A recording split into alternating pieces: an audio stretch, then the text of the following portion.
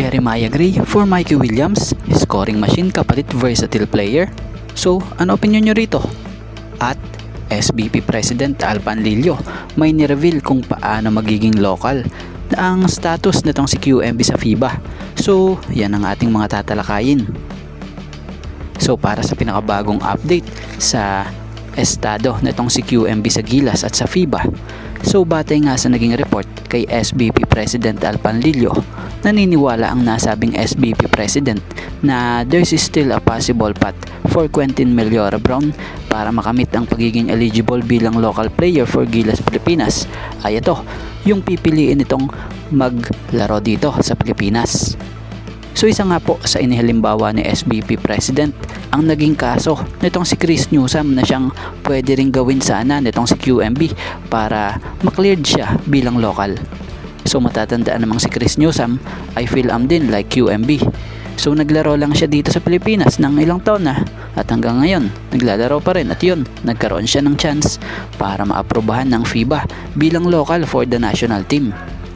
So bukod doon, the other way di umano kailangan ni QMB na magpatuloy to help the development of the Philippine basketball by playing here in the country. Kaya lang matatandaan namang nauna na nga pong nagpahayag ang kampo nito na hindi ito or walang plano ito lumahok sa PBA. Instead mas nais nito maglaro at i-pursue ang professional opportunities to Europe. So sa ngayon, kita naman natin na ginawa ng SBP ang lahat para subukang ilaban ng eligibility nitong si QMB bilang local, na kung sa ay inagahan nga rin nila sa taong to ang pagpapasa ng dokumento. Kaya lang kung hindi rin naman gagawa ng paraan din si QMB para siya ay maging local, na dahil nagbigay na ang SBP President ng possible way pa para maging daan siya or para maging daan niya para maging local player siya for national team. Kaya lang wala Europe ang target ng kampo ni QMB.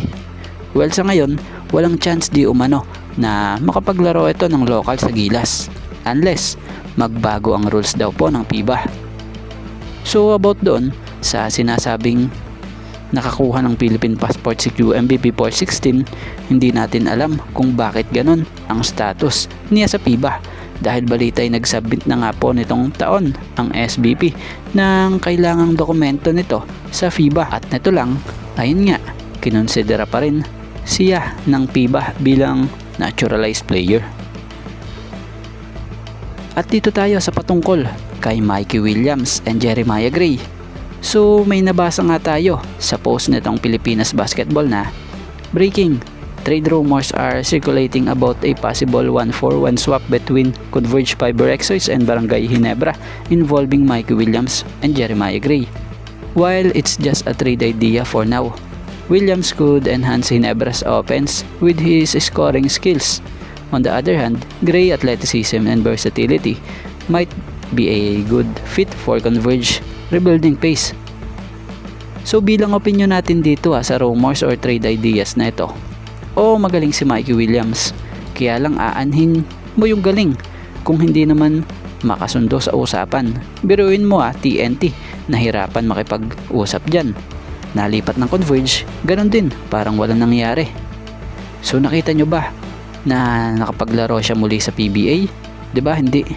So malabo kung makipag-trade ang Ginebra, tapos sinasabi pa rito na yung Jeremiah raw ang kapalit. Malabo talaga ito. Dahil si Jeremiah Gray, kung gaano ka-scorer si Mikey Williams, kaya din ni Gray gawin yun, lalo pa ngayon healthy na ito. So si Jeremiah Gray ay kakapirma nga lang po ng contract extension dito sa Barangay Ginebra, kaya malabong bitawan to lalo't magagamit na or pwede nang magamit muli ng Ginebra siya. Biruin mo wing at napaka-athletic na player niya. Bukod doon, versatile player pa at fit na fit din sa sistema ng Barangay Ginebra. Kaya about naman dyan sa nasabing rumor, malabo talaga yan. For sure, hindi papasok ang Ginebra sa ikakasakit din ng ulo ng gaya ng naranasan ng TNT at Converge kamakailan. So kayo, ano ang opinion nyo?